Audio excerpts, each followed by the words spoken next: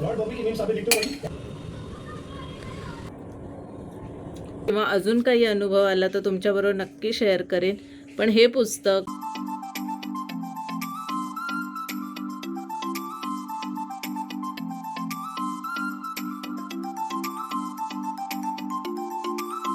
Hello नमस्कार, मी अनिता तुम्हा सगळ्यांचं स्वागत करते आजच्या नवीन व्हिडिओमध्ये. आणि आज मी आता ऑफिसला निघताना व्हिडिओची सुरुवात करते कारण सकाळपासून कामं चालू होती. उद्या प्रयत्न करेन की मी मॉर्निंगचा व्लॉग बनवेन. तुम्ही सगळे कसे आहात हे मला कमेंट करून नक्की सांगा. आणि आता निघूयात ऑफिसला, ट्रेनचा टाईम झाला आहे. मी निघताच म्हटलं व्लॉगची सुरुवात तरी करूयात, कारण बाहेर पडल्यानंतर मग काही असं डायरेक्ट बोलता येणार नाही. म्हणून तर मी जे ब्लॉग्स बनवते तुम्हाला आवडत आहेत का आणि मी काय इम्प्रूव्हमेंट केली पाहिजे हे सगळं मला कमेंट करून नक्की कळवा. चला तर मग आजचा दिवस पूर्ण तुमच्याबरोबर शेअर करते. बाय. आज सकाळी बनवली होती टिफिनसाठी मुगाची भाजी, ज्याच्यामध्ये मी बटाटासुद्धा ॲड केला होता आणि टिफिन भरून झालेत. आणि आज माझी ट्रेन पूर्ण 20 मिनिटं लेट होती. किती वाजणार आहेत काय माहीत. हॅलो, आता पोहोचली आहे मी ऑफिसच्या खाली आणि 8:45ला निघाली आहे मी. आत्ता 10 वाजलेत. असं टोटल 1-1.25 तासाचा प्रवास करावा लागतो सकाळी. प्रवास संपला आणि पोहोचली मी ऑफिसच्या खाली. कंटिन्यू करूया ते व्हिडिओ.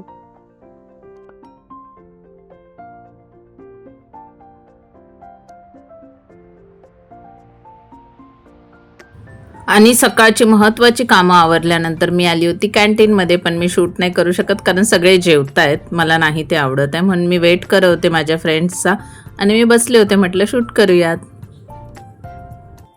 तुम्हाला दिसतंय का मला आता किती जास्त घाम आला आहे ते. मी खूप जास्त फास्ट चालत होते, ऑलमोस्ट पळत होते ट्रेन पकडण्यासाठी. आणि ट्रेन पकडल्याचं आणि सीट मिळाल्याचं समाधान पण होतं, पण खूप खूप खूप धावत आले होते मी.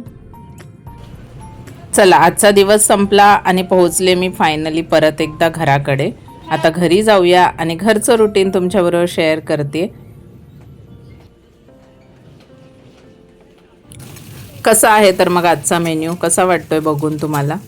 आज मी बनवणार होती एक वांग्याची चटपटीत रेसिपी. वांग्याला आलं लसूणची पेस्ट, हळद, मीठ, गरम मसाला आणि असेच मसाले लावून थोडंसं तेल टाकून त्याच्यामध्ये फ्राय करून घ्यायचं आहे. हिंग टाकायचं आहे फ्राय करताना. मी वांग, टोमॅटो आणि लसूण हे सगळं फ्राय करून घेतलं आणि त्याच्यानंतर आता त्याची भाजी बनवणार आहे. ही एक थोडीशी वेगळी ट्रिक आहे, पण अशा ट्रिकने पण खूप छान होते भाजी. कधीतरी बनवायला काहीच हरकत नाही. आणि यामध्ये तुम्ही वांग्याच्या ऐवजी तुमच्या आवडीच्या भाज्या पण वापरू शकता, जसं की फ्लॉवर वगैरे. माझ्याकडे आज वांग, टोमॅटो आणि लसूणची भाजी होती. लसूण खूप जास्त आवडतो मला म्हणून तो मी एक्स्ट्रा फ्राय करून टाकलाय. त्याच्यानंतर नॉर्मल भाजीला फोडणी देतो तशी कांद्याला फोडणी दिली. याच्यामध्ये मी तेल नाही टाकलंय कारण का भाज्या फ्राय करताना मी तेल वापरलेलं, म्हणून म्हटलं कांदा असाच फ्राय करूया. त्यामुळे कढई थोडीशी काळी झाली आहे. या भाजीमध्ये एकदम कमीत कमी पाणी वापरायचं, कारण सगळ्या भाज्या आपण ऑलरेडी चांगल्या फ्राय करून घेतल्यात. फक्त मसाला जळू नये म्हणून थोडंसं पाणी मी वापरलेलं आहे. आता ह्या सगळ्या भाज्या त्याच्यामध्ये ॲड करायच्या आणि झाकण टाकून एक 5 मिनटं शिजू द्यायच्यात.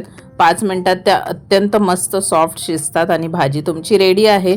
मी अशाच संध्याकाळच्या सगळ्या क्विक रेसिपीज करत असते. मला वाटण वगैरे करायला अजिबात वेळ नसतो. ते सगळं मी वीकेंडलाच करत असते. बाकी रोजच्या लाईफमध्ये जितकं पटापट काहीतरी बनवून खाता येईल तितकं पटापट बनवून खाते, कारण वेळेचं खूप जास्त महत्त्व आहे. चला तर मग असा होता भाजीचा फायनल लुक. भाजी रेडी आहे. आता भाकरी पण बनवून झाल्यात माझ्या बाजूलाच. भाकरी आणि भाजी असा सिम्पलसा मेन्यू आमचा डिनरला असतो. आठवड्यातून 1-2दा राईससुद्धा असतो बरं का. असं नाही आहे की मी राईस वगैरे खात नाही, पण रोज नाही खात. आठवड्यातून 1-2दा नॉनव्हेज वगैरे असेल तेव्हा राईस आवर्जून बनवते मी, पण डेली नाही. डेली भाकरीच असते आणि मला एक टाईम भाकरी खायलाच आवडते. सकाळी चपाती खाऊन झालेली असते, त्यामुळे संध्याकाळच्या जेवणात कंपल्सरी तुम्हाला भाकरीच दिसत जाईल रोज. चला तर मग या जेवायला तुम्ही सगळे पण. आजची रेसिपी मी स्वतःसुद्धा फर्स्ट टाइम केली आहे आणि टेस्ट करून सांगते तुम्हाला कशी झाली आहे.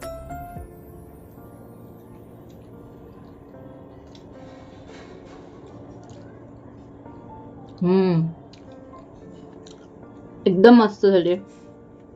तुम्ही नक्की ट्राय करा आणि वांगं आधी फ्राय केल्यामुळे ना एकदम सॉफ्ट झालंय, इतकं छान लागतंय. साध्या सिंपल भाज्यांपासून एक चटपटीत भाजी, असं सिंपल डिनर तुम्ही पण बनवून खा. जेवण घेते मी आणि मग भेटते. तुम्हाला पण असं वाटतंय का की आजचा दिवस संपतच नाहीये, काय करू, कामं संपतच नाहीयेत, सगळी कामं संपली, पण हे सगळ्यात जास्त कंटाळवाणं आणि दिवसातलं सगळ्यात शेवटचं काम आहे. मशीन लावून झाली होती, कपडे सुकायला टाकून झाले होते, पण जे सुकलेले कपडे काढले होते त्याचा ढीग पडला होता. म्हटलं ते पण सगळे घडी करून ठेवूयात आणि ते पण तुमच्याबरोबर शेअर करूयात. कारण कुठलंही काम कितीही कंटाळवाणं असलं तरी ते त्याच दिवशी संपवलं तर दुसऱ्या दिवशी त्याचं जास्त बर्डन येत नाही आणि कामांचा ढीग वाढत नाही. त्यामुळे मला कितीही कंटाळा आला तरी मी काहीतरी माझ्या आवडीचं म्युझिक वगैरे लावते आणि मग ते काम संपवण्याचा पुरेपूर प्रयत्न करते. स्वतःला थोडंसं पुश केलं ना आपण तर सगळी कामं सेम दिवशी आपण संपवू शकतो. हे मी पण अनुभवातूनच शिकली आहे. चला, आजची सगळी कामं संपलेत, फ्रेश होते मी. अरे विसरलेच होते, माझे काही महत्त्वाचे 4-5 मेल बाकी होते. म्हटलं ते झोपण्याच्या आधी करून टाकले पाहिजेत, कारण का त्याचं उद्या सकाळी पुन्हा मला बर्डन नको असतं. माझा स्वभाव कदाचित थोडासा असा आहे की मला दुसऱ्या दिवशी काहीतरी आजच्या कामांचं बर्डन नको असतं, म्हणून मी ते शक्यतो आज संपवण्याचा प्रयत्न करते. मग ते ऑफिसचं काम असू देत किंवा घरचं काम असू देत, मला असं फ्रेश दिवसाला नवीन काम करायला आवडतं. त्यामुळे आजच्या दिवसातले काही मेल्स माझे पेंडिंग होते ते मी लॉग इन करून फटाफट करून टाकले, कारण असंही थोडासा वेळ होता माझ्याकडे. अजून झोपायला बराच वेळ आहे, आत्ताशी 10:15 वगैरेच झालेले आहेत. म्हणून म्हटलं मी थोडंसं जे काही पेंडिंग आहे ते संपवूया, म्हणजे सकाळी सकाळी गेल्यानंतर मला ते जास्त प्रेशर नसणार आहे कामाचं.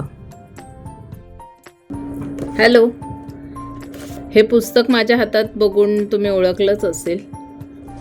हे खूप जास्त गाजलेलं पुस्तक आहे, ह्याच्याबद्दल मला काहीच सांगायची गरज नाही आहे. पण मी तर फक्त ह्याच्यातले 4.5 पेज वाचलेत अजून. पण माहीत नाही आयुष्यात काही फरक पडतो की नाही, पण तुमच्या थिंकिंगमध्ये, तुमच्या विचार करण्याच्या प्रोसेसमध्ये नक्कीच चेंज होतो. आणि तुम्ही सगळ्यांनी हे पुस्तक एकदा तरी वाचलं पाहिजे असं मला एकदम मनापासून वाटतंय. कारण ना काय होतं, रोजच्या दगदगीमध्ये, धावपळीमध्ये, काम, घर हे सगळं करताना किंवा नसेलही काम, घरी जरी आपण असलो तरी पण दिवसभरात अशा खूप काही गोष्टी घडत असतात ज्याच्यामुळे आपली विचार करण्याची पद्धत कधी कधी थोडीशी निगेटिव्ह होऊ शकते किंवा आपण खूप जास्त पॉझिटिव्ह विचार तेवढे करत नाही. पण हे पुस्तक वाचल्यानंतर कुठेतरी असं जाणवतं की नाही, आपण जेवढा विचार करतोय तेवढं असं काहीच निगेटिव्ह घडत नाही आहे असं मला तरी वाटतंय. कारण हे पुस्तक वाचल्यानंतर आपल्याला सतत हे जाणवतं की नाही, बऱ्याचशा चांगल्या गोष्टी घडत आहेत आणि आपण त्याच्याकडे आपलं कॉन्सन्ट्रेट केलं पाहिजे. म्हणजे मला शब्दात नाही मांडता येणार, पण हे पुस्तक वाचल्यानंतर तुमच्या विचारांमध्ये, तुमच्या थिंकिंग प्रोसेसमध्ये किंवा नकळत आपण जे काही विचार करत असतो, इंटेन्शनली तर कोणीच वाईट विचार करत नाही, पण नकळत आपल्या डोक्यामध्ये सतत चिंता किंवा हे होत असेल तर ते कमी होतं. हे कन्फर्म आहे की तुमची विचार करण्याची पद्धत बदलते. मी जेव्हा कंप्लीट होईल वाचून किंवा अजून काही अनुभव आला तर तुमच्याबरोबर नक्की शेअर करेन. पण हे पुस्तक तुम्ही सगळ्यांनी एकदा तरी वाचलं पाहिजे असं मला खरंच मनापासून वाटतं. आणि याच्यासाठी नाही म्हणत की खूप जास्त फेमस आहे, मला स्वतःला सुद्धा हे वाचायचं होतं म्हणूनच मी घेतलं होतं. पण मी वाचल्यानंतर असं वाटतं की प्रत्येकाने वाचलं पाहिजे. आणि आत्ता वाजलेले आहेत 11. आज मला लेट झालं आहे तसं झोपायला. मी 11:15पर्यंतच लाईट ऑफ करून झोपते. वाचत बसले त्यामुळं थोडासा लेट झाला. एवढंच तुमच्याबरोबर शेअर करायचं होतं. आणि आजचा दिवस असा होता, मी रोज काहीतरी एखादी नवीन गोष्ट, एखादी पॉझिटिव्ह गोष्ट तुमच्यापर्यंत पोहोचवण्याचा प्रयत्न करते किंवा माझ्या आयुष्यात जर काही मी करत असेल चांगलं तर ते तुमच्याबरोबर शेअर करण्याचा प्रयत्न करते. काही चुकत असेल तर तुम्ही नक्की कमेंट करून सांगा. आणि हो, आजचा ब्लॉग इथपर्यंत.